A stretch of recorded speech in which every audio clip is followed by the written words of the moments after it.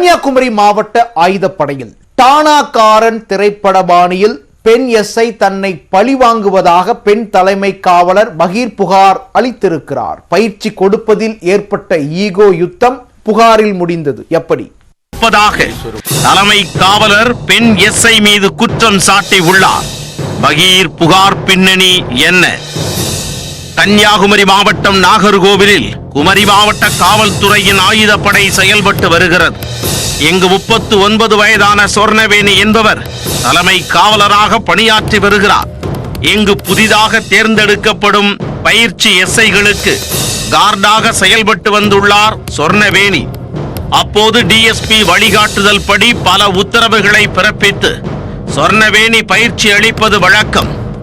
ஆனால் ஒரு தலைமை காவலர் எஸ்ஐ தகுதியில் இருக்கும் தங்களை அதிகாரம் செலுத்துவது பிடிக்காத சிலர் எப்படியும் நாங்கள் தான் உங்களுக்கு அதிகாரியாக வருவோம், அப்பொழுது பார்த்துக் கொள்கிறோம் என மிரட்டியதாக கூறப்படுகிறது.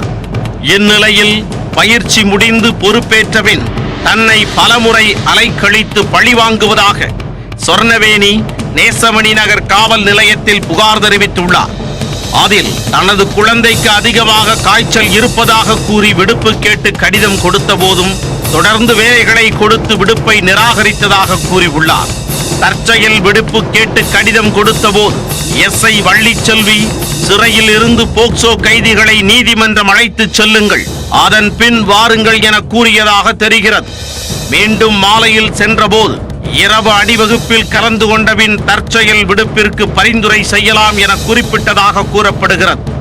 ஆஜர் அணிவகுப்பில் கலந்து கொண்ட பிறகு நீ சரியாக அட்டென்ஷன் ஆகவில்லை, ஒழுங்காக சல்யூட் அடிக்கவில்லை என கூறி விடுப்பை நிராகரித்ததாக சொர்ணவேணி குற்றம் சாட்டியுள்ளார்.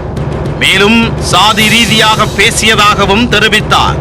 இதனால் தனது கையில் இருந்த பேப்பரை நான் கசக்கி கீழே எறிந்தேன், உடனே பெண் எஸ்ஐ தனது கன்னத்தில் அடித்து தள்ளிவிட்டதாக தனது புகாரில் குற்றம் சாட்டியுள்ளார். இதன் காரணமாக உள்காயம் ஏற்பட்டதாகவும் ஆசாரி பள்ளம் அரசு மருத்துவக் கல்லூரி மருத்துவமனையில் சிகிச்சைக்காக தனது குழந்தையுடன் சென்றபோது அனுமதிக்க கூடாது என மருத்துவர்களிடம் கூறி பெண் எஸ்ஐ தடுத்ததாகவும் புகார் தெரிவித்துள்ளார். நான் இங்கே என்ன அடிச்சுட்டாங்க, நான் ஃபஸ்ட்டில் வந்துட்டேன். அதுக்கப்புறம் தான் 108 ஆம்புலன்ஸ் சொல்லி அங்கேருந்து குழந்தைய வர வச்சு ட்ரீட்மெண்ட் எனக்கு கொடுக்க மாட்டேன்னு சொல்லிட்டாங்க.